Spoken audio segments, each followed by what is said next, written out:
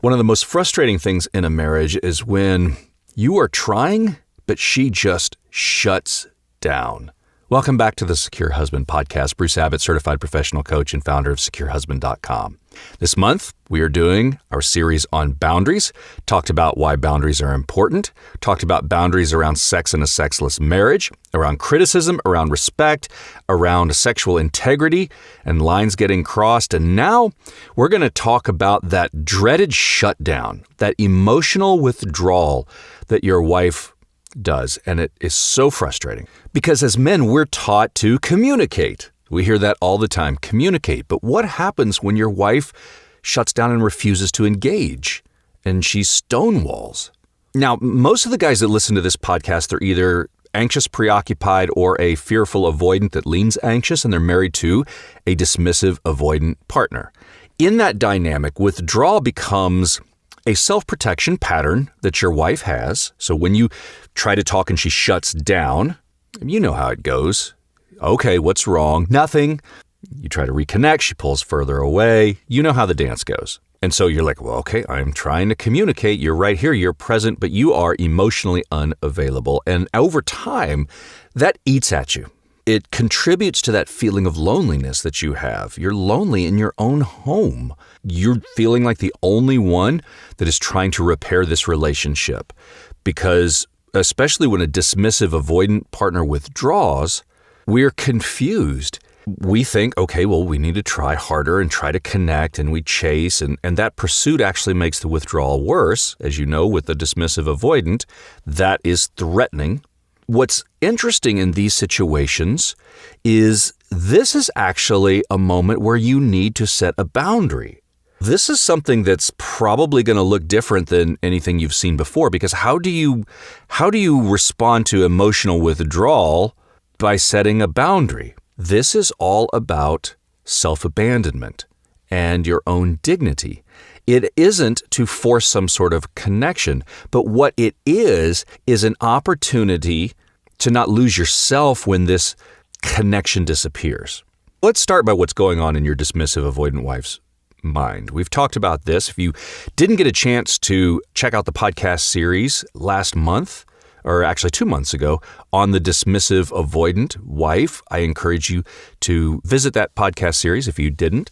In a nutshell, dismissive avoidants learned early in life that emotional closeness was overwhelming. And so this could be that they grew up in a home where emotional needs were not consistently met. They had probably no idea that they were being emotionally neglected because they grew up in probably a nuclear family and everything seemed normal. But in all reality, their feelings were dismissed. They were neglected emotionally, and so therefore vulnerability is uncomfortable. And independence actually gets rewarded more than connection does. So that is a strategy that they learned. That's their nervous system taking over. And when emotions rise up, distance creates safety for them. And so when conflict appears, withdrawal reduces discomfort. Again, they are creating safety through distance. When you come and you're pushing for connection, that space that she gives, that withdrawal, that shutdown, restores control for her. Now, it's not always intentional. It's not always a conscious thing.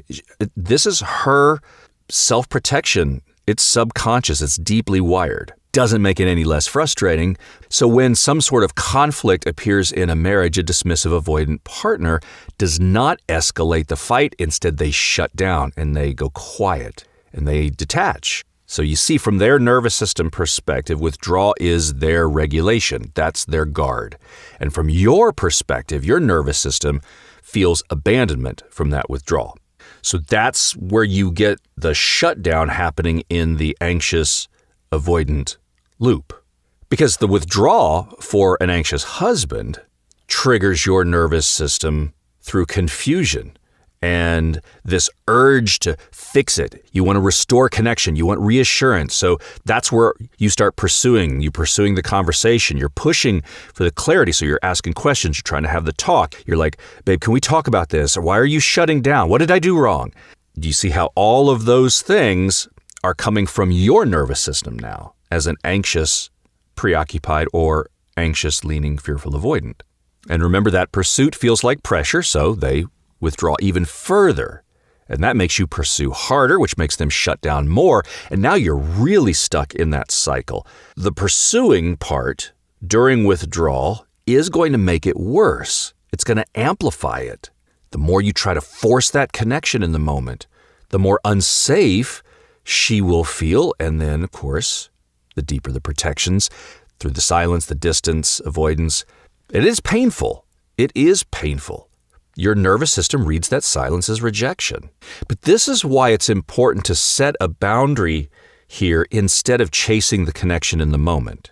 So again, you don't entrench that dynamic even further.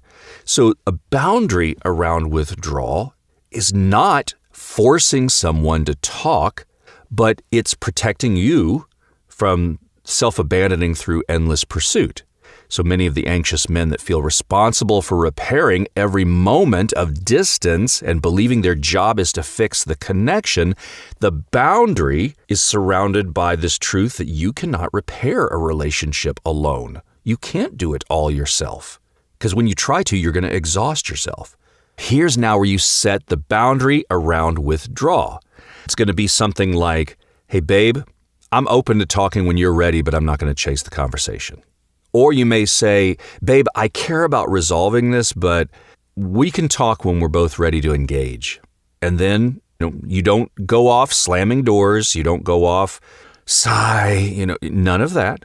You just refuse to chase and force engagement. Now, you might be saying, well, isn't that what she wants in the first place? She doesn't want me pursuing. Well, exactly. And so therefore, what you're doing by setting this boundary is you're protecting your dignity. You're not going to demand the engagement and chase it. So you're refusing to play that game. It may seem like, oh, well, then that means she wins the game. Not necessarily. It's just that you're stopping the pursuit during withdrawal. And so you're just shifting the dynamic of how you're approaching the situation by stopping the over-explaining, by stopping these forced emotional conversations, by stopping the questioning.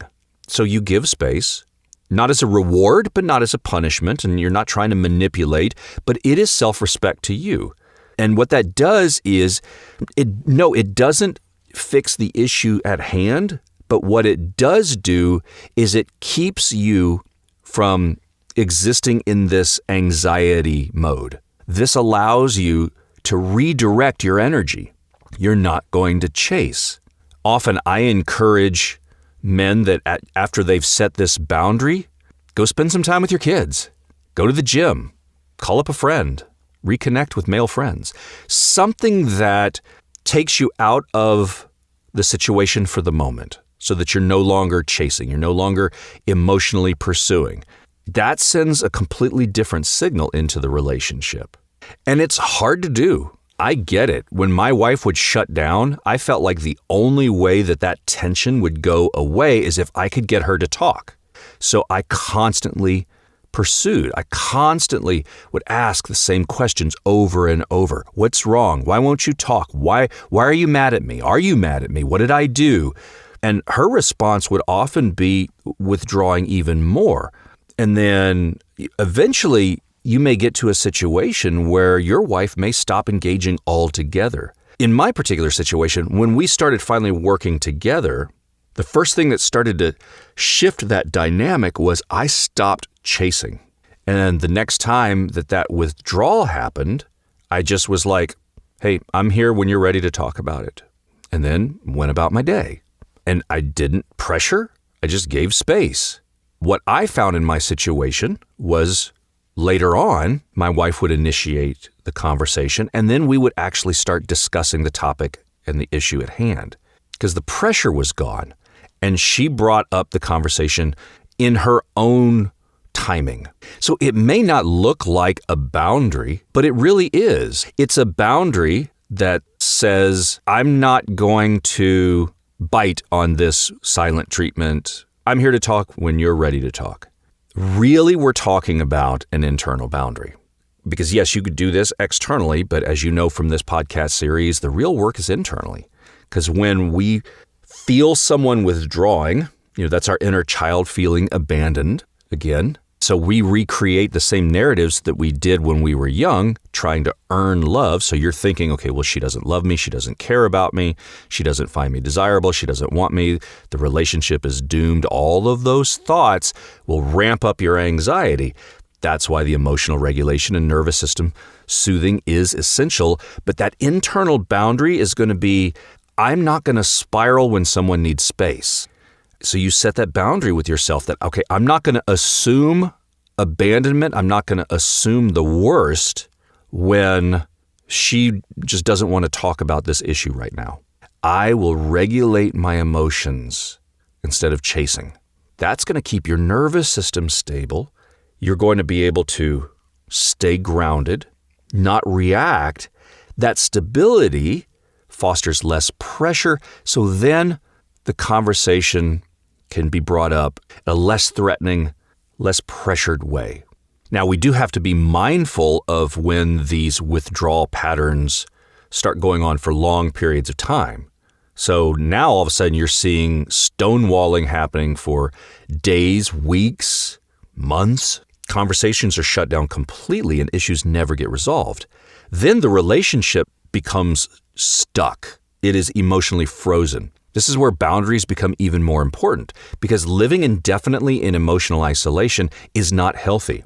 It is not what you or I would want to accept in a marriage. So remember, a boundary is what I am willing to accept, what I am willing to tolerate in a relationship. Hey, babe, I understand needing space, but avoiding conversations indefinitely isn't sustainable for the relationship. It's not something that is okay with me in our marriage. Again, calm, grounded, clear, non-accusatory, not reactive, just honest, truthful, authentic. And again, this is not about her. This is what I can accept in a marriage. Because when you stop chasing the withdrawal, a couple of things are going to happen. First of all, your nervous system is going to stabilize because you're going to be able to regulate and stop living in this constant anxiety mode. But also that avoidant partner of yours, again, will feel less pressure, which increases their willingness to engage. And this allows you to have the crucial conversations that you need to. But most of all, you reclaim a sense of self because you're no longer self-abandoning. You're no longer putting your worth around someone else's emotional availability. Now, I'm not saying that this is going to transform your marriage instantly. It takes time, but it will change the dynamic, which does lead to change. So sometimes you have to have that first step toward healing to be able to change the marital dynamic. Okay, Bruce, so what happens when nothing changes? Again, all of this is about clarity. When we talk about boundaries, boundaries reveal truth. So we're gathering data, we're gathering information when we set these boundaries. Remember, we've talked about this throughout the month. Because sometimes these withdrawal patterns are deeply ingrained in our partner. Long before she ever met you, remember this. This is childhood wounds coming to the surface. If someone refuses to engage emotionally over long periods, the relationship will feel extremely lonely. And it's not even just for you, believe it or not. Even though they want their space and vulnerability is a threat, they feel lonely too. Because, again, this is subconscious. It's not necessarily something they really want to do. It's automatic, their response. So their withdrawal and their shutdown becomes automatic. That's where the boundaries come in, because the boundaries lead to clarity. Again, I'm not talking about forcing your wife to change. We're not talking about ultimatums. We're just talking about clarity. And so when nothing ever changes, you're gathering information, you get clarity, radical acceptance. What is the truth about this relationship? What kind of relationship am I living in?